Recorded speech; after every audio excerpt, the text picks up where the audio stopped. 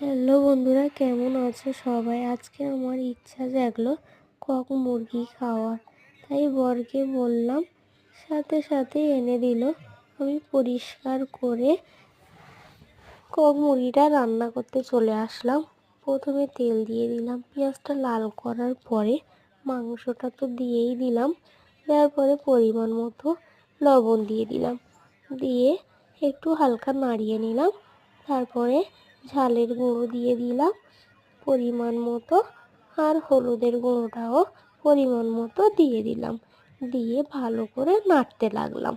মাংসের চারিগালায় লেগে গেল ভালো সুন্দর করে। তারপরে আদা রসুনটাও তাতেও দিয়ে দিলাম, দিয়ে সুন্দর করে নাড়িয়ে ওতে একটু মিট মশলার গুঁড়োও দিয়ে দিলাম, সাথে সানরাইজের গরম মশলার গুঁড়োও দিয়ে দিলাম। দিয়ে কি সুন্দর করে নাড়িয়ে নিলাম। মাংস থেকে কত সুন্দর তেল বেরিয়েছে দেখতে পাচ্ছ বন্ধুরা। ওতে এবারে সুন্দর করে অল্প করে জল দিয়ে দিলাম, দিয়ে কষিয়ে কুকারটা লাগিয়ে দিয়ে আমাদের তরকারি রেডি।